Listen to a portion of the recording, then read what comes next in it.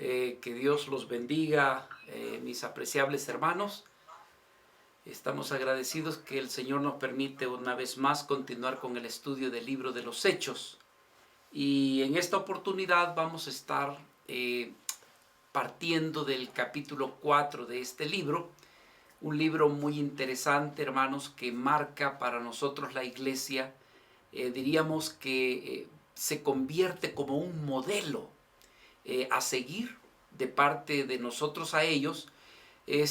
Son vidas, en el libro de los Hechos vemos a los apóstoles que son vidas llenas del Espíritu Santo de Dios y también, hermanos, con el entendimiento de anunciar el Evangelio de nuestro Señor Jesucristo.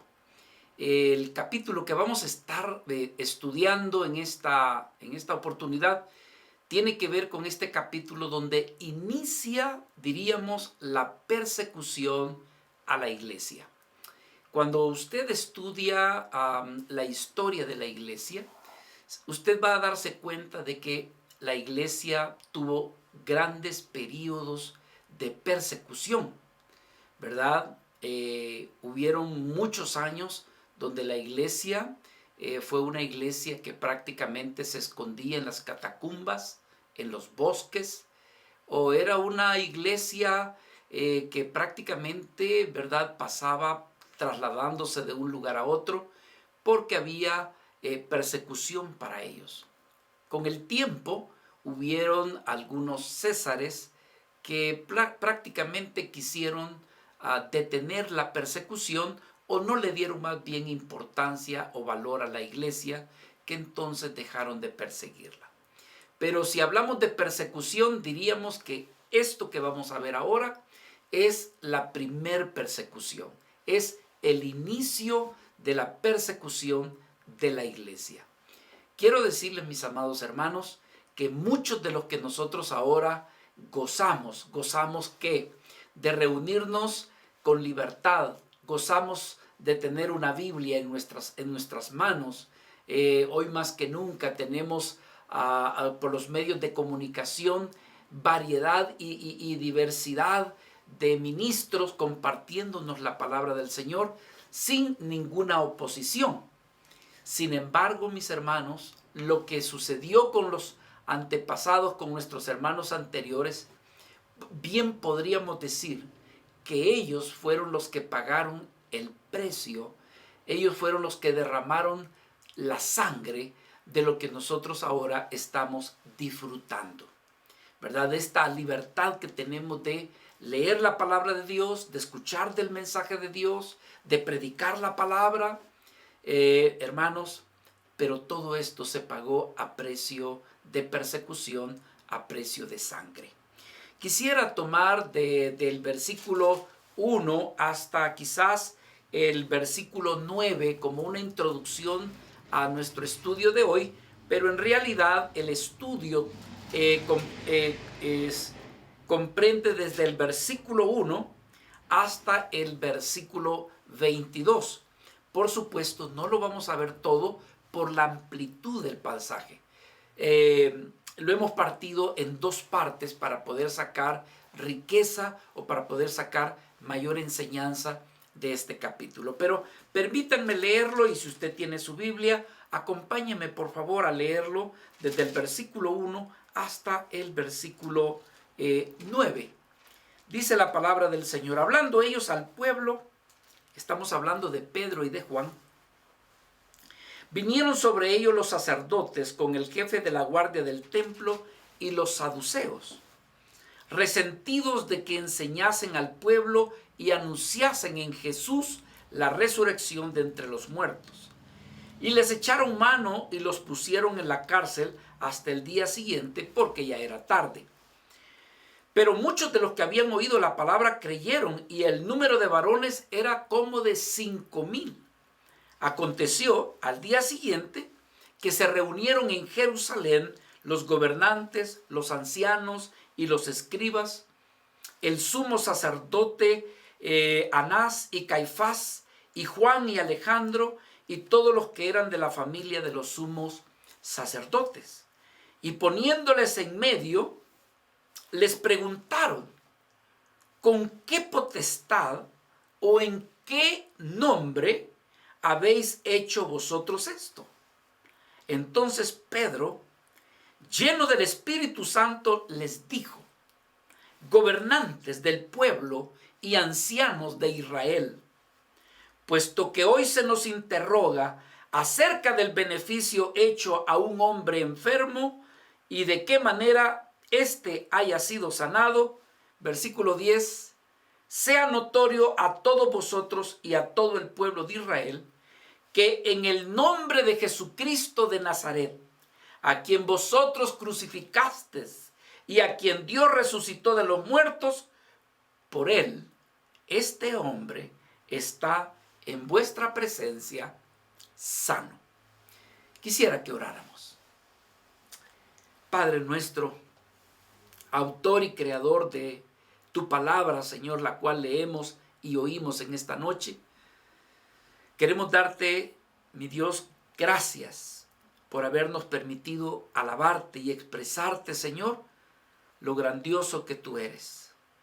Esta noche pedimos tu bendición para la enseñanza de tu bendita palabra. Ayúdanos, Señor, de tal manera que venga a nuestras vidas, no solamente como un conocimiento, sino más bien, Señor, como algo que nos desafía, como algo, Señor, que viene a nuestros corazones para también nosotros pedirte a ti la gracia de que en nosotros también se haga realidad tu palabra.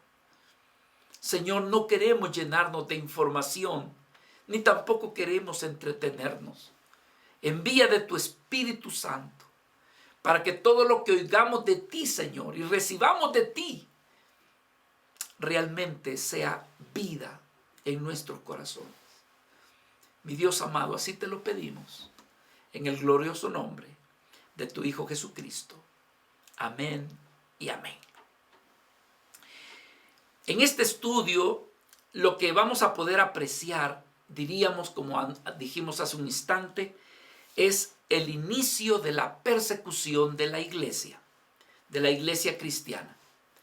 Pero también queremos decirles, mis hermanos, que esta situación se manifiesta. Hay varios aspectos que al estudiar el capítulo 4 como el inicio de la persecución, dentro de este capítulo encontramos varios aspectos que al meditarlos, al pensar en ellos, no deja de producir en nosotros un desafío, ¿verdad? Decimos, porque nosotros, hermanos, estamos para ver la vida de esta iglesia, pero verla desde el contexto de decir: Señor, concédenos la gracia de andar en estos pasos o de imitar a esta primera iglesia. Bueno, quiero decirles, para los que se les ha olvidado o para los que por primera vez están con nosotros, que el contexto próximo, anterior de este capítulo, es el hecho de que Pedro y Juan, yendo a la hora novena para la oración, se encontraron a la puerta del templo a un cojo de nacimiento que tenía más de 40 años. Bueno, y aunado a eso, nació en esa condición. Esta vida pidiendo limosna. Pedro y Juan estaban allí. Pedro lo único que le dijo: mira, nosotros no tenemos ni oro ni plata que darte, pero lo que sí tenemos, y qué hermoso, Pedro estaba diciendo: lo que tenemos es a Cristo en nuestros corazones. Lo que tenemos es a Cristo en nuestras vidas. No tenemos oro ni plata, pero de lo que tenemos, de eso te damos. En el nombre de Jesús de Nazaret, sé sano. Y al instante ese cojo se levanta. Imagínense ustedes, en el templo, estaban en ese lugar donde se reúne cantidad de personas. Este cojo se levanta y dice que no solamente empezó a caminar, sino que empezó a saltar. Nunca en su vida había saltado, nunca en su vida había caminado, y ahora estaba saltando. Y algo hermoso, quizás nunca había entrado al templo. Su enfermedad había impedido que entrara al templo. Su enfermedad impedía que él de por sí solo pudiera entrar y adorar al templo. Pero recibió sanidad. Y lo que decimos es que no solamente recibió sanidad del cuerpo, sino que también de su alma y de su espíritu. Porque dice que el cojo entró con Pedro y con Juan. El cojo no lo soltaba. Y quizás por primera vez estaba entrando este cojo al templo. Muchas personas así ha sucedido, llenas de la enfermedad del egoísmo, del pecado, de la maldad, acostumbrados a vivir en esa condición, nunca han tenido el privilegio de reunirse en un templo donde hay personas que alaban y adoran a Dios. Pero qué lindo que un día Dios les concede entrar a un lugar donde se alaba y se glorifica a Dios. Mis amados hermanos, esto ocasionó que la gente empezara a admirar y decir, ¿y qué es esto lo que está sucediendo? Y por supuesto, más personas comenzaron a llegar. Ahora, ese es el contexto. ¿Qué sucede en el capítulo 4? En el capítulo 4 resulta que aparecen allí los líderes religiosos que cuidan o administran ese templo, y lo que hacen es ir sobre Pedro, ir sobre Juan, y los arresta.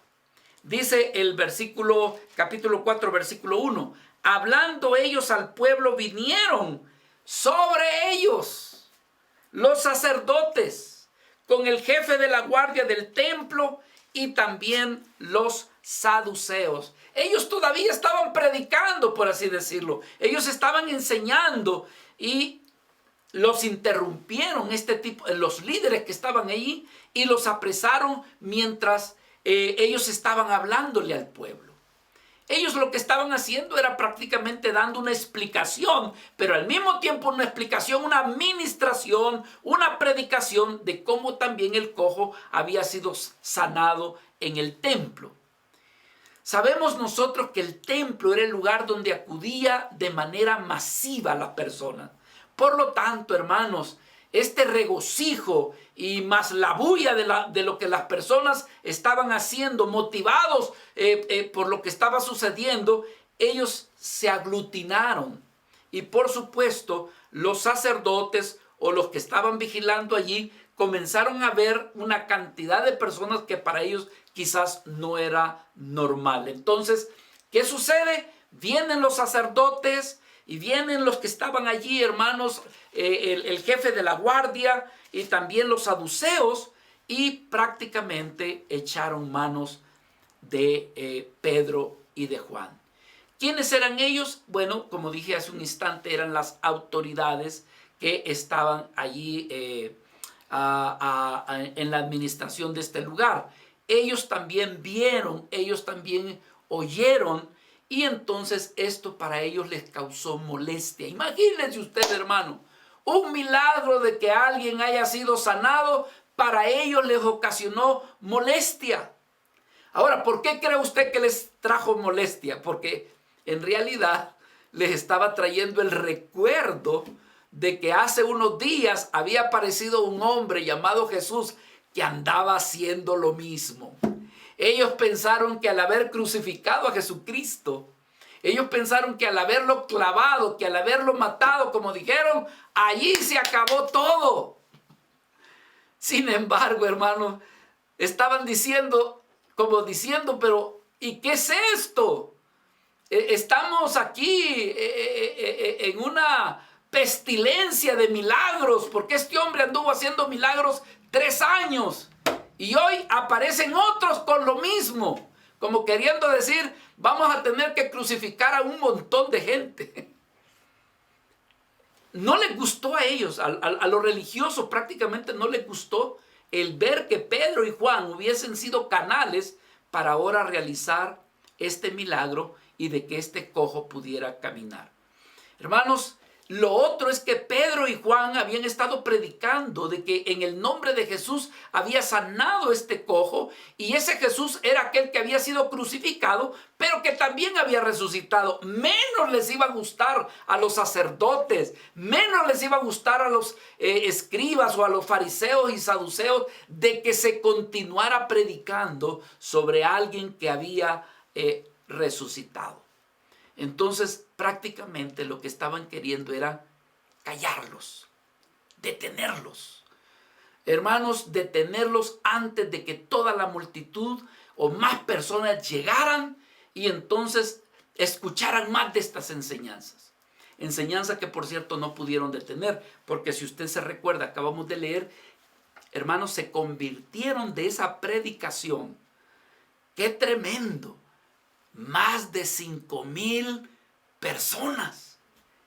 Y no se me sientan mal, mis hermanas, sin contar las mujeres y los niños.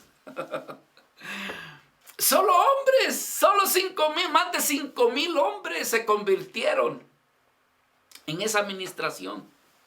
Ahora, hermanos, los sacerdotes, pues estos eran prácticamente los que estaban oficiando en el templo. Dice la Escritura que vinieron sobre ellos los sacerdotes con el jefe de la guardia del templo y los saduceos. ¿Quiénes eran los sacerdotes? Hermanos, eran sacerdotes propios del pueblo judío. Quiero decir esto porque más de alguien puede decir, ¿eran los mismos sacerdotes de nuestra época contemporánea? Con respeto y humildad quiero decir, ¿eran los sacerdotes católicos? No, estos eran sacerdotes judíos, eran sacerdotes de la orden de Aarón, que oficiaban en el templo. Decimos esto, hermanos, porque yo hace muchos años quiero compartirles breve testimonio. Recién siendo creyentes, cuando la Biblia hablaba de sacerdotes, ¿va a creer usted que yo me imaginaba que eran los mismos sacerdotes que hemos oído hablar de hoy en día de la denominación católica? Y yo decía, allí dice que eran sacerdotes. Y entonces había en mí una confusión. Sé que para la mayoría de ustedes sería de más decir lo que yo estoy diciendo, pero desconocemos quién pudiera estar oyendo o quién pudiera estar viendo y escuchando esto, que tenemos que hacer esta sencilla aclaración. Estos sacerdotes eran de la orden, eran judíos, no era de la religión católica, eran propios de ellos. Estos venían desde la orden de Aarón, de la tribu de Leví, y se dice que en los tiempos de nuestro Señor Jesucristo eran alrededor de 20,000 sacerdotes, y hay algo que hay que recordar, hermano, 20,000 sacerdotes para un solo templo. Un solo templo, y entonces uno se pregunta, bueno, ¿y cómo era que servían tanta gente para eso? Entonces lo que sucede es que se habían dividido en grupos. En la época de nuestro Señor se cree que había 24 grupos y cada grupo servía en el templo, pero lo hacía 2 veces al año durante una semana. Ahora, esto no se les ocurrió en esa época. Ya desde el libro de Crónicas se ve este establecimiento de cómo habrían de servir los sacerdotes. Si quiere alguna escritura para apoyo de lo que le estoy diciendo, puede ver Primera de Crónicas, capítulo 24, del 1 al 16, donde se nos habla el orden o la manera cómo habrían de servir los sacerdotes, ¿verdad?, en el templo. También hay otra escritura, Segunda de Crónicas, capítulo 22 y versículo 8. Entonces se dice los sacerdotes. Suponemos nosotros allí, ¿verdad? La palabra es plural, que varios sacerdotes salieron a ver esta situación de Pedro y de Juan. Pero lo otro es que también dice que juntamente estaba el jefe de la guardia. Ahora, ¿quién era esta persona? Lo más probable que era, como se dice por allí, la mano derecha o la mano ejecutiva del sumo sacerdote. ¿Y quién era esta persona? El jefe de la guardia. Probablemente, hermanos, era la persona que prácticamente ponía en orden aquellas cosas que están en la iglesia o que guardaba las cosas que estaban en la iglesia. En el Antiguo Testamento, el jefe de la guardia se le llamaba el príncipe de la casa de Dios. Así es asignado, el que cuidaba, el que salvaguardaba, el que vigilaba prácticamente lo que es la cuestión del cuidado y la administración del templo. Una escritura de esa, usted puede verlo en Segunda de Crónicas, capítulo 31, versículo 13. a este se le llama príncipe de la casa de Dios. En la segunda parte dice, fueron los mayordomos al servicio de Conanías, de Simeí, su hermano, por mandamiento del rey Ezequías, y de Azarías, príncipe de la casa de Dios. A eso se le llama, hermanos, el jefe de la guardia. También esta persona salió a ver porque se estaba amotinando la gente alrededor de Pedro y de Juan y de este cojo. Entonces salieron a ver qué estaba sucediendo, y al ver de que ellos estaban predicando a Jesucristo y a este resucitado, prácticamente lo apresaron. Juntamente estaban allí también los saduceos. Muchas veces, hermanos, nosotros no hemos hablado mucho de los saduceos. Y como esta es una noche de enseñanza, tengo que darme la libertad de explicar quiénes eran estas personas, qué hacían estas personas, ¿verdad? Y entonces, hermanos, para empezar, quiero decirles que eran, por un lado, eran políticos, y también se relacionaba con el cuidado religioso del pueblo de Israel, aunque en realidad no eran tan religiosos, pero sí estaban muy inmiscuidos, ¿verdad?, con el ámbito religioso. Eran de pensamientos liberales, eran gente política, religiosa, ¿verdad?, en los días de nuestro Señor Jesucristo, y diríamos un poco antes de nuestro Señor Jesucristo, contemporáneo también a los fariseos. Se dice que era un grupo de gente acaudalada, o sea, era de la, por así decirlo, de la alta aristocracia, y por otra parte, hermano, formaban parte de la clase gobernante. Es más, formaban parte del Sanedrín. Yo siempre me hice esa pregunta, pero ¿y qué están haciendo los saduceos allí? Mi forma de ver era de que no era gente religiosa. Sin embargo, hermanos, dentro del Sanedrín, muchas veces el jefe del Sanedrín era saduceo. ¿Y quién era esta persona? Hay veces que era mediador entre los políticos y los religiosos. Como que estaban en una postura intermedia. Se dice también, hermanos, que los saduceos no dejaban de ser un poco helenistas, es decir, muy influenciados con las costumbres de los griegos. Se cuenta en la historia de que los saduceos fueron los que prácticamente empezaron a educar a la nación judía a que recibiera las costumbres y ciertas creencias incluso de los filósofos griegos. Fueron los saduceos. Usted se dará cuenta, hermanos, que en algunos comentaristas, por ejemplo, se dice que el apóstol Pablo no deja de tener un poco de influencia de filosofía platónica. ¿Y cómo se llama? En esa época, por ejemplo, se habla mucho de los filósofos. Pero los saduceos se prestaban mucho a esto, a la filosofía. Por otro lado, hermanos, como les dije yo, era de pensamiento libre, secular, materialista, y andaban inmiscuidos en las cuestiones religiosas y también políticas. Pero algo muy importante. Ellos existían en la época de nuestro Señor Jesucristo y confrontaron a nuestro Señor. Fueron ellos los que le dijeron, bueno, ¿verdad? Y fulano se casó, y luego se le murió su marido, y se casó otra vez con otro, y en el cielo, porque ¿cuál era la situación? Que los saduceos no creían ni en el cielo, no creían ni en el infierno, tampoco creían que había vida eterna, y tampoco, hermanos, creía que existía lo espiritual. Por eso es que les digo que los saduceos eran un grupo de materialistas, pero que también se coludían con los políticos. Creo que hoy en día hay vidas que les gusta estar en ese intermedio. Por un lado, relacionarse con lo político, y por otro lado, relacionarse con lo religioso. Entonces diríamos, ese tiene la capa de un saduceo. Estas vidas eran así, hermanos. Fíjese en el Mateo capítulo 22, versículo 23. Dice que aquel día vinieron a él los saduceos, es decir, a Cristo, que ellos dicen que no hay resurrección. ¿Por qué? Porque ellos no creen en la vida eterna. Lo segundo que queremos ver en esta noche es que si bien llamaron a Pedro y a Juan, ahora, hermanos, ellos lo quieren tomar aparte y preguntarles por qué hacen lo que hacen. Y entonces lo segundo que quisiera ver con ustedes es una manifestación de orgullo y de celo religioso. Y aquí es donde nosotros debemos de aprender mucho.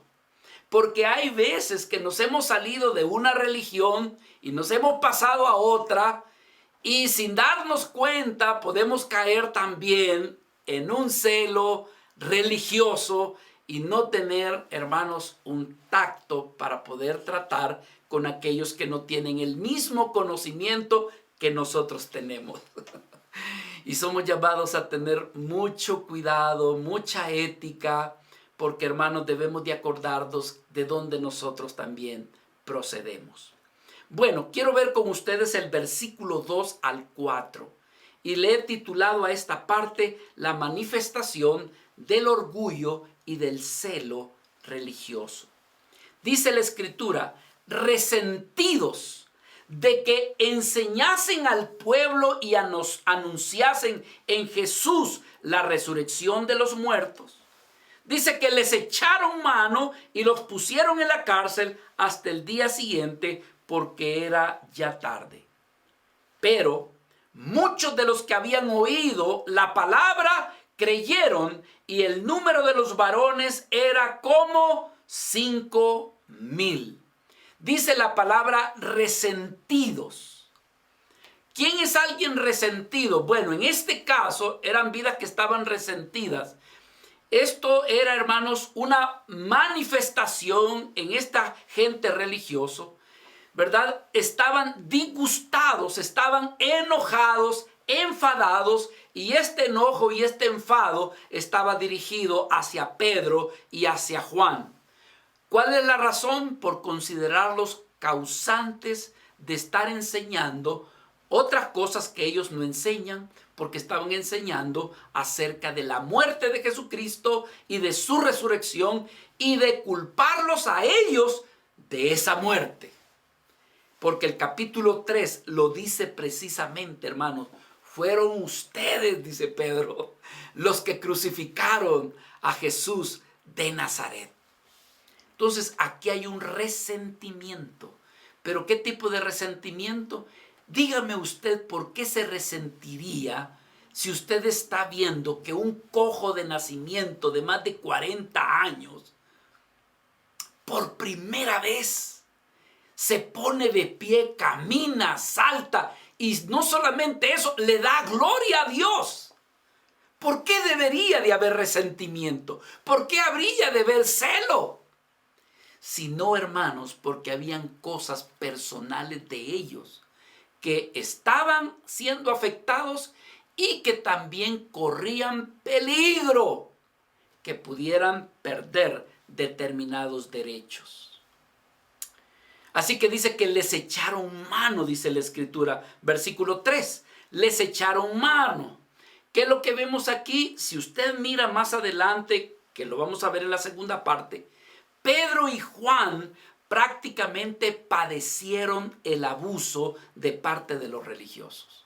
Imagínense, hombres de paz, hombres que deberían de reflejar el amor, violentan prácticamente a Pedro y a Juan.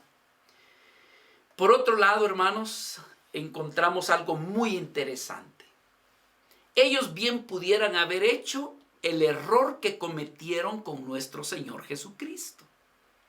Ustedes saben, hermanos, que el juicio más equivocado del pueblo judío, el juicio más errado que el pueblo judío pudo haber cometido, fue el juicio y la sentencia que le dieron a nuestro Señor Jesucristo.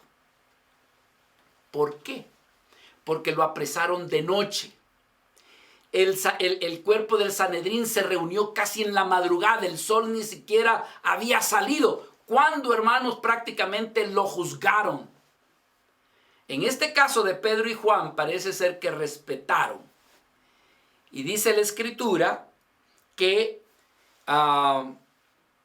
versículo 3, los pusieron en la cárcel hasta el día siguiente porque era ya tarde. ¿Qué quiere decir esto de que ya era ya tarde?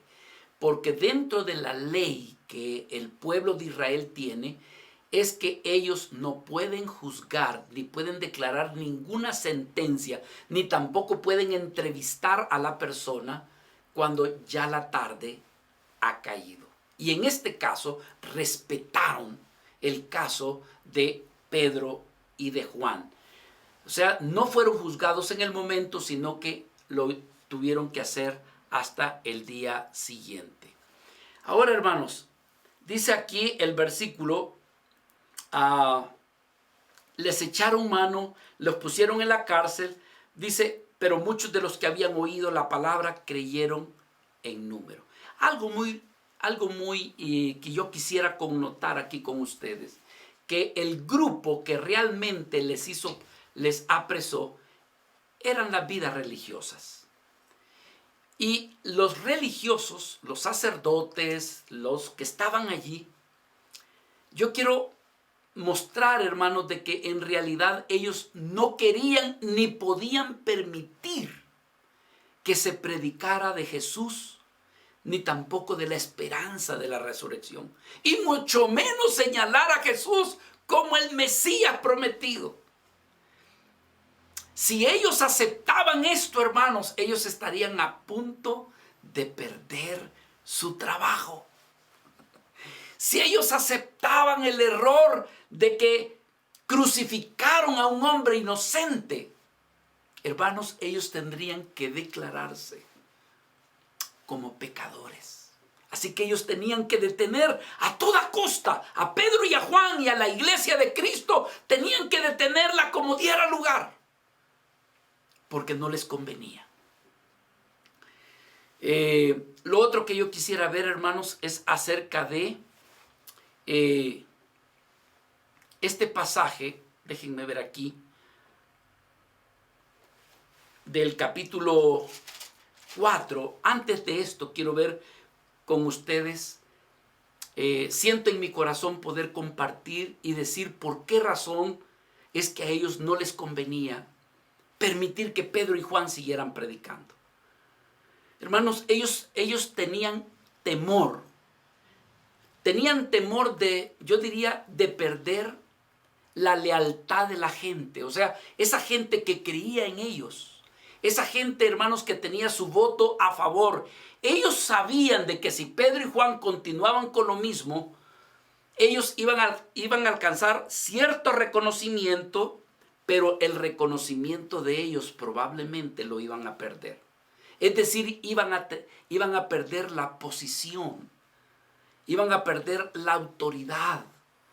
Y perdiendo todo eso, por supuesto, habrían de perder su sostén de lo que la gente, aunque bíblico, como Dios había asignado que se recogieran las ofrendas y todo lo que se recogía, pues parte de esto era para el templo, pero parte de ellos era para ellos. Si Pedro y Juan y esta nueva iglesia se levantara con fuerza y con poder, prácticamente ellos se veían amenazados. Por eso es que empezó la persecución. Ellos pensarían que sus enseñanzas, o sea, ellos llegarían a decir, la gente va a pensar que todo lo que nosotros le hemos enseñado, nuestra doctrina, entonces estaba equivocada. Y era como decir que Dios, hermanos, estaba haciendo milagros por medio de otro grupo y que a ellos no los había tomado en cuenta. Qué tremendo, ¿no creen ustedes? Sintiéndose ellos la tribu de Leví, el sacerdocio de Aarón, un sacerdocio escogido, santo, y ahora que Dios no los tome en cuenta para empezar a hacer milagros, para enseñar una enseñanza de un nivel, diríamos, hasta más alto de lo que ellos estaban enseñando. Por supuesto que tenían que oponerse, por supuesto que tenían que hacerles de tropiezo para que no continuaran. Hermanos, si ellos seguían así, prácticamente era decirles, ustedes se equivocaron. Si la gente comienza a creer en lo que creían los apóstoles, era decir, ustedes sacerdotes, ustedes fariseos, ustedes saduceos, nos han estado enseñando mal. Y entonces, ¿qué sucedería? Perderían toda credibilidad. Hermanos, y lo otro es tener que aceptar de que Jesús era inocente. Imagínense que ellos lo mataron. Era decir, somos culpables. En lugar de ser modelos, somos culpables. Lo que hoy en día, hermanos, muchas veces sucede, y es lo que lograba ver yo al meditar también en el estudio, es que hay veces nosotros nos gusta guardar nuestra postura, ¿verdad? Sea religiosa o sea de conducta, y hay veces que la vida lucha por mantener una apariencia. Pero aquí prácticamente el Señor estaba desnudando el corazón de los sacerdotes, el corazón de los escribas, de los fariseos, de los saduceos, y prácticamente les estaba mostrando de que Dios, hermanos, estaba levantando un pueblo, una nación, donde habrían de anunciar a Jesucristo como el verdadero camino, como la verdadera luz para el pueblo. Ahora, ellos se sintieron ¿cómo decir? No desafiados, sino que se sintieron acusados. Así que estas vidas, hermano, mejor lo que decidieron era ver cómo detenían a Pedro y a Juan. Lo otro que yo quisiera considerar es que dice la Escritura que muchos de los que oyeron la palabra creyeron. Ve aquí en el versículo 4. Pero muchos de los que habían oído la palabra creyeron. Y el número de los varones era como ¿cuánto? 5,000. Ahora, ¿ya habían creído cuántos antes, hermano? 3,000. Y ahora eran 5,000. Estamos hablando de 8,000 creyentes en términos de unos poquitos días. Hermanos, Dios estaba haciendo la obra con los discípulos, con su pueblo, con su iglesia.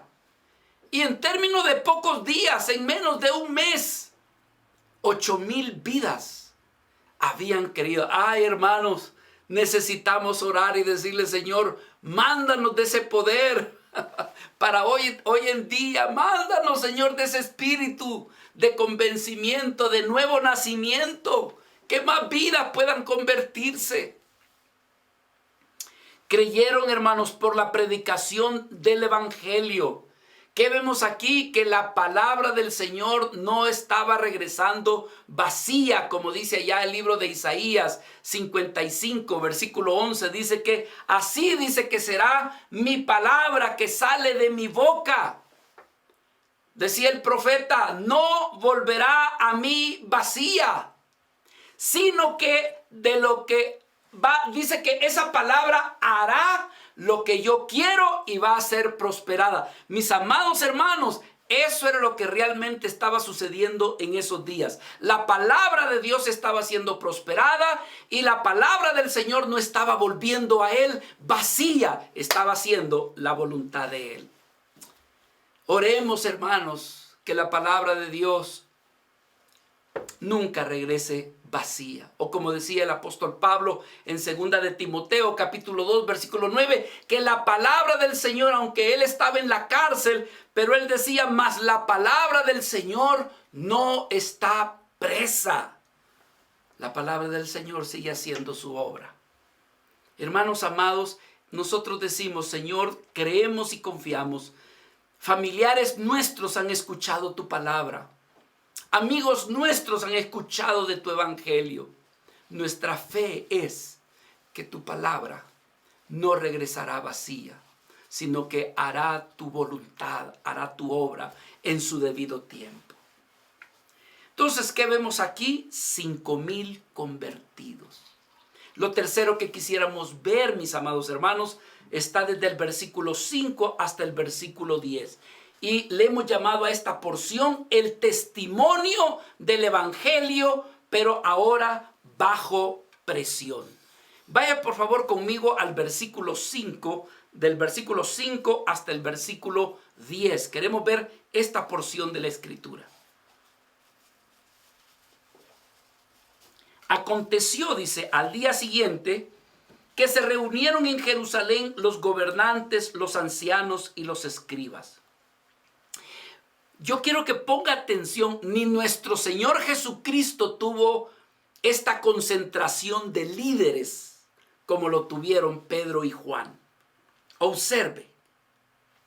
Se reunieron en Jerusalén, dice, los gobernantes, estamos hablando de plural, los ancianos y los escribas, y el sumo sacerdote Anás y Caifás y Juan y Alejandro, y todos los que eran de la familia de los sumos sacerdotes. Mis amados hermanos, discúlpenme la palabra que voy a usar, estaba la crema innata de lo que era el gobierno religioso.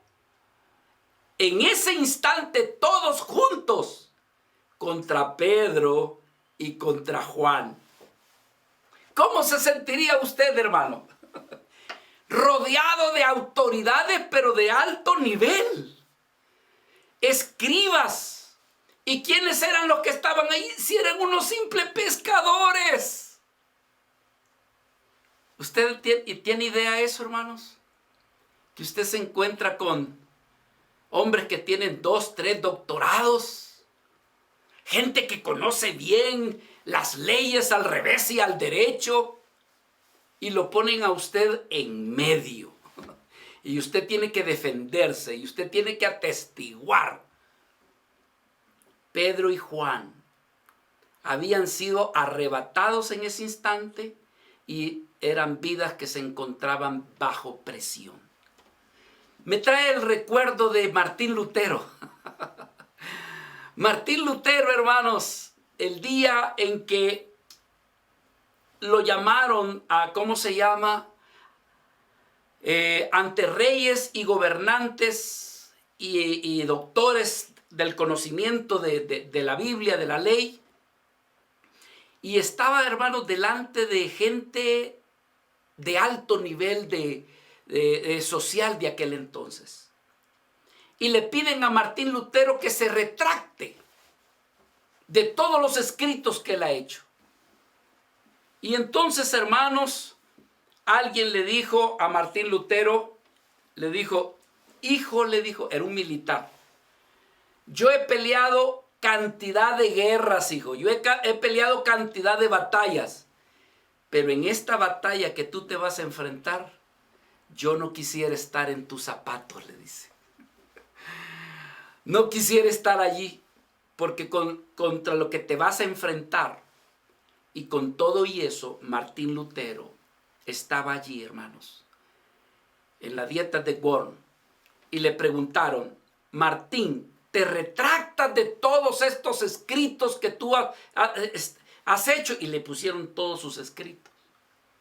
Y Martín Lutero, que estaba en ese momento con una gran presión, solamente les dijo, ustedes me piden que les dé una respuesta. Solamente dinos sí o no. Y Martín les dijo, solamente quiero que me den, dijo, un día para yo darles una respuesta. Y se la concedieron. Y en esa noche, hermanos, Martín Lutero se puso delante del Señor, clamando, orando, de tal manera, hermanos, que en esa noche se dice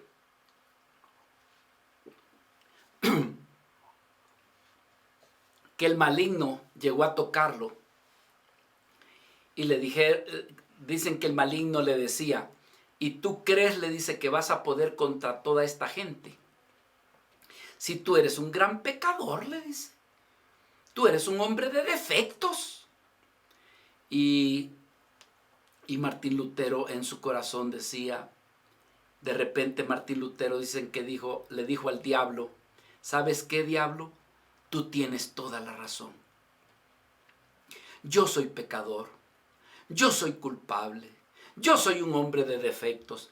Pero ¿sabes qué? Le dice: la sangre de Jesucristo me limpia de todos mis pecados. Y dicen que tiró la tinta y ha quedado la mancha en la cárcel.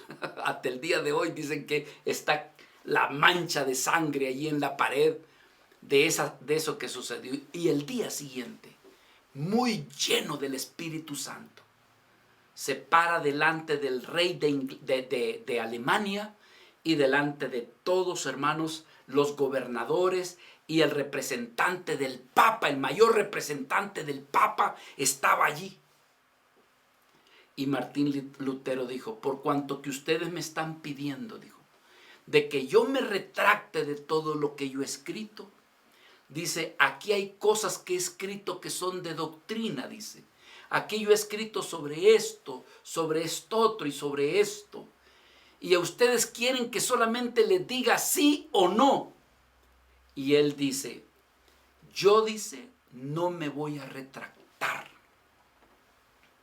Si ustedes no me convencen por medio de las sagradas escrituras, decía, no por confesiones, no por acuerdos, no por sínodos, sino por la palabra de Dios, yo no me voy a retractar, porque es ir, dice, contra mi propia conciencia. Que Dios me ayude. Mis amados hermanos, ver a Pedro y a Juan es similar. Ellos están ante la crema y nata de las autoridades allí. Y lo están presionando a que él confiese. Y le hacen una pregunta directa. La pregunta es esta: ¿con qué potestad o en qué nombre habéis hecho vosotros esto? Ahora, algo muy interesante. El concilio se está manejando bíblicamente. Porque el concilio, hermanos, está preguntándole a Pedro y a Juan, y prácticamente lo que están haciendo es probándolos a ver si realmente son verdaderos o son falsos. Allá en el libro de Deuteronomio, en el capítulo 13, del 1 al 5, allí dice, hay una ley que dice que si se levantara un hombre con prodigios y señales o diciendo que es profeta, entonces dice la Escritura, deben de probarlos. Hay que probarlos si son ciertos o son falsos. Y si son falsos, hay que apedrearlos, porque son falsos. Hermanos, por el tiempo, pero busque usted leer esa escritura, porque dice que cuando se levantara en medio de ti un profeta o un soñador de sueños y te anunciare señal o prodigios, y si se cumpliera la señal o prodigio que él te anunció diciendo, vamos en pos de dioses ajenos que no conociste y sirvámosles, no le darás oído a las palabras de tal profeta ni a tal soñador de sueños, porque Jehová vuestro Dios os está probando para saber si amáis a Jehová vuestro Dios con todo vuestro corazón y con toda vuestra mente. En pos de Jehová vuestro Dios andaréis y solamente a él temeréis. Versículo 5. Tal profeta o soñador de sueños ha de ser muerto porque ha de ser falso. Entonces, ¿qué estaban haciendo con Pedro y Juan? Probándolos. ¿Y ustedes en nombre de quién lo están haciendo? Pero lo que pasaba realmente, hermanos, es que los fariseos, todo el cuerpo religioso que estaba allí, lo que sucedía era que tenían temor de saber, hermanos, que un cojo había sido sanado, y el temor es que ahora Pedro estaba predicando en el nombre de Cristo, que había sido crucificado y que había resucitado, y que ahora en nombre de él ese cojo está caminando. El temor de ellos era, ¿cómo es posible? Aquí hay evidencia. Esto no es cuestión de palabras, esto no es cuestión de sueños. Aquí hay algo que es evidente. Ahora, la única manera como ellos algunas veces se justificaban, por así decirlo, es que en lugar de acreditarle a Dios los milagros, muchas veces este tipo de gente le acreditaba los milagros al mismo diablo. Se recordará usted en un momento en que el Señor hizo muchos milagros y llegaron a decirle, mira, Él está haciendo milagros. Pero era tan fuerte el celo religioso que ellos llegaron a decir, no es de parte de Dios que ha hecho los milagros, esto lo ha hecho de parte de Belcebú. Es decir, en lugar de acreditarle a Dios, se lo acreditaban al diablo. Pero hay algo muy, muy hermoso. ¿Cómo cree usted que alguien que es pescador puede delante de un Sanedrín y delante de estas autoridades despojarse de todo nerviosismo? ¿Cómo puede alguien de origen humilde presentarse y hablar con autoridad? ¿Cómo es posible? Hermanos, creemos que el versículo 8 es la respuesta. El versículo 8 nos está diciendo cómo y de qué manera puede ser posible. Dice, entonces Pedro, aleluya. ¿Qué dice, mis hermanos? Lleno del Espíritu Santo, les dijo, gobernantes del pueblo y ancianos de Israel, puesto que hoy se nos interroga acerca del beneficio hecho a un hombre enfermo, de qué manera éste haya sido sanado. Hermanos, yo quiero llamarle la atención de que esta vida llamada Pedro pudo hablar con esta autoridad porque era una vida que estaba lleno, pero lleno del Espíritu Santo. ¿Quién salió a socorrer al Pedro pescador? ¿Quién salió a auxiliar a Pedro el pescador? Quien salió a auxiliar a Pedro el pescador se llama el Espíritu Santo de Dios. Amados hermanos, es lo que usted y yo necesitamos. Cuando no sabemos qué hablar, qué decir, cuando no sabemos qué enseñanza dar, entonces, hermano, decirle, Padre, dame de tu Espíritu Santo, que sea tu Espíritu Santo, Señor, el que hable en lugar de mí. Aleluya. El Señor les dijo a sus discípulos en aquel día, cuando se apresen, no tengan temor de lo que tienen que decir, no tienen temor, porque he aquí que el Consolador, el Espíritu Santo, hablará por vosotros. Esto fue lo que sucedió con Pedro y Juan. Por eso es que se desparasitaron de todo temor y hablaron con denuedo y autoridad. Qué tremendo, hermanos. Y por último, en cuarto lugar, lo que yo quiero ver con usted es que Pedro y Juan no podían evitar de proclamar la salvación de Jesucristo. Vea conmigo, por favor, aquí en el versículo 10 en adelante.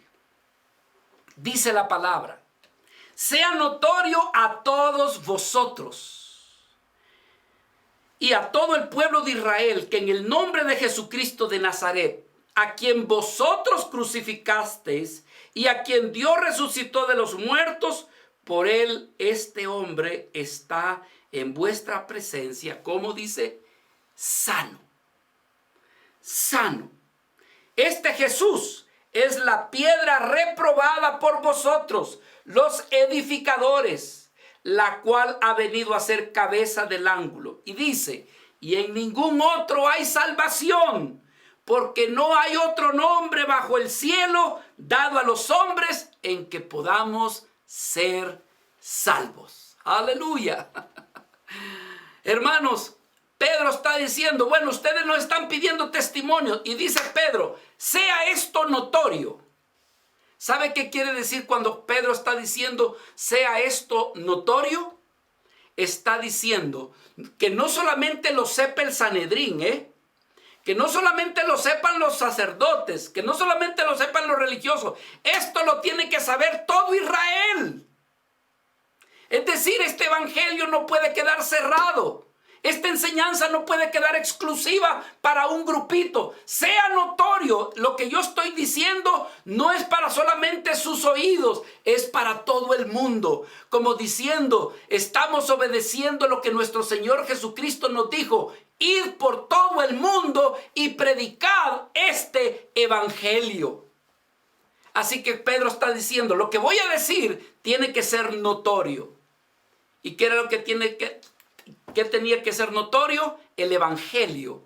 ¿Y en qué consiste el evangelio? En anunciar de que Jesucristo murió, fue crucificado, pero resucitó y que hoy está sentado a la diestra de Dios Padre. Ese es el evangelio.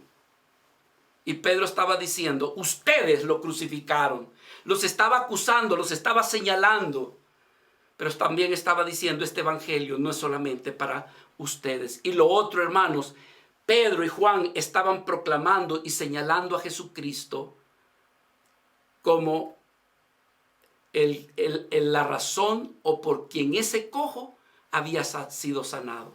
En otras palabras, ellos no se estaban adjudicando el milagro. Ellos estaban señalando la fuente de sanación. Estaban señalando que la sanación, la fuente, era nuestro Señor Jesucristo. Pero ellos le han agregado algo más. No solamente la fuente de sanación, más también la fuente de salvación. Y Pedro lo que está diciendo es, en ningún otro hay salvación. Mis amados hermanos, aquí con el respeto de otras religiones y denominaciones, los santos no nos pueden salvar. La religión no nos puede salvar. Pedro está diciendo, tal salvación es solamente y solamente en el nombre de nuestro Señor Jesucristo. No hay salvación fuera del nombre de Jesucristo. Antiguamente se decía, no hay salvación fuera de la iglesia. Eso no es cierto. No hay salvación fuera de nuestro Señor Jesucristo. Y Pedro estaba diciendo, por si en algún futuro alguien me dice que yo soy la piedra, desde ya quiero anunciarles, la única piedra de salvación se llama Cristo. Yo no soy esa piedra, por si a alguien se le ocurre de que yo soy piedra. Si alguna vez soy piedra, pero seré una piedra deforme, podría haber dicho Pedro. Pero Pedro lo que hace es señalar a la piedra de nuestra salvación. Vea lo que dice aquí la Escritura, versículo 11. Este Jesús es, ¿qué dice? Es la piedra reprobada por ustedes. Ustedes la han desechado, pero la noticia es que Dios la está utilizando como cabeza de ángulo para edificar la casa de Dios, la casa que es una casa espiritual. Vean lo que dice el Salmo 118. Pedro estaba hablando de ese salmo prácticamente. En el versículo 22 dice, la piedra que desecharon los edificadores ha venido a ser cabeza de ¿qué dice? De ángulo. Hermanos, quiero hablarles un poquito de la piedra angular. En aquel entonces, en la época que se edificaban los templos, como lo fue el templo de la casa de Salomón, o sea, el templo de Salomón, mucho se hablaba de la piedra angular. ¿Y qué es la piedra angular? La piedra angular es una piedra, hermanos, que los labradores la labran con mucho cuidado, con mucha exactitud, con mucha precisión. Porque la piedra angular será la primera que se pone y sobre esa piedra se dirige una pared, la que va por el lado derecho y la otra que va por el lado izquierdo. Y sobre esa piedra se comienzan a poner todos los demás ladrillos. Si esa piedra angular no es perfecta, no está bien hecha, la pared, los ladrillos que vendrán encima de ello, será una casa defectuosa. Por eso, hermanos, los que labraban la piedra angular lo hacían con tanta delicadeza, con tanta atención, porque de ello dependía que lo que se construyera encima de esa piedra fuera algo bueno o fuera algo malo. Pero se dice que en la época de Salomón se había puesto, ya habían hecho varias piedras angulares. Hay una historia de la piedra que fue desechada. Y se dice que había una piedra angular que había sido trabajada muy bien, bien hecha. Y que a la hora que la llevaron, los arquitectos la desecharon. Y dejaron abandonada esa piedra y edificaron en otras piedras angulares. Entonces se toma esta anécdota y dice, la piedra que ustedes desecharon, la piedra que se desechó angular es la que Dios ha tomado para edificar una nueva casa, un templo para la gloria y alabanza de Dios. Aleluya. Y Cristo nuestro Señor es esa piedra angular que para muchos de los hombres, los sacerdotes de aquel entonces, la desecharon. Y Pedro hace uso de ese salmo. Esta piedra fue desechada, hermanos. Jesucristo hablaba de sí mismo como diciendo, ustedes me están desechando. Vea lo que dice Mateo 21:42. Sopórtenme un poquito más, hermanos. Ya nos vamos, pero sopórtenme. Dice, nunca leíste, Mateo 21:42, Jesús les dijo, nunca leíste en las escrituras, la piedra que desecharon los edificadores ha venido a ser cabeza del ángulo y el Señor ha hecho esto y es cosa maravillosa a nuestros ojos. Como queriéndole decir, he aquí delante de ustedes la piedra angular y ustedes la están desechando.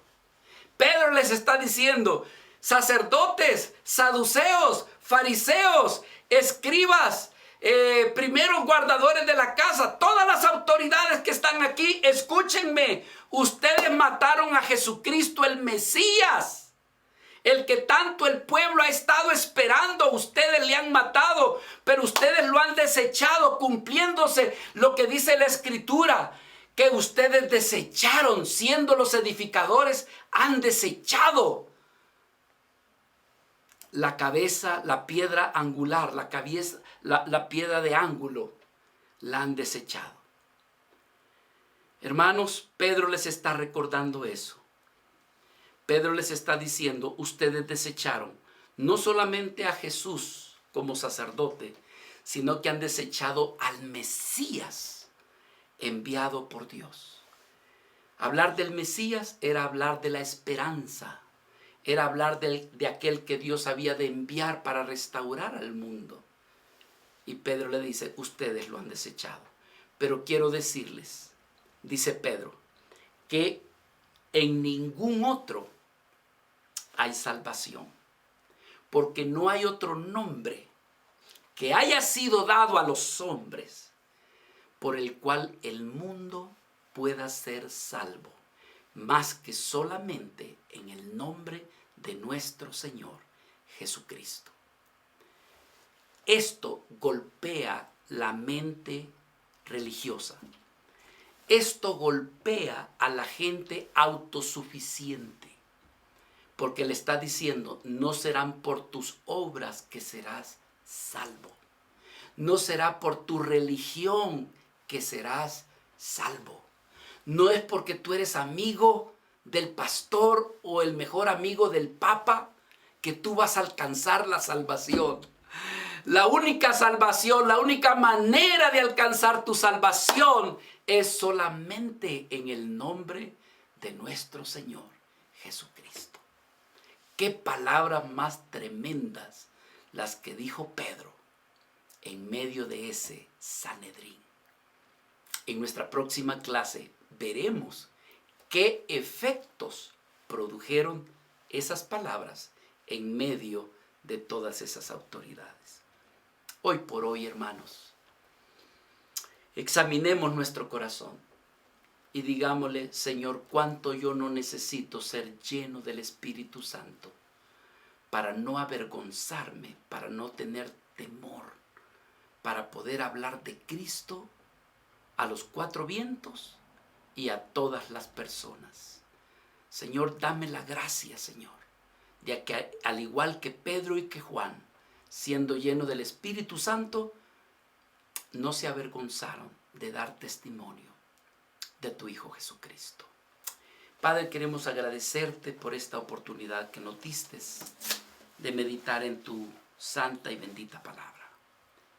Verdaderamente, Señor, que se vuelve un desafío para nosotros, por cuanto, Señor, fueron vidas que eran no muy preparadas, sin embargo, tenían la mayor de todas las preparaciones. Habían conocido a tu Hijo Jesucristo y estaban llenos del testimonio, llenos del Espíritu Santo. Señor, danos la gracia, danos el denuedo, danos la autoridad, danos de tu presencia, para que de esa manera también nosotros hablemos a los demás. Al igual que aquella iglesia, Señor, tenía una comisión: id y predicad este evangelio a toda criatura.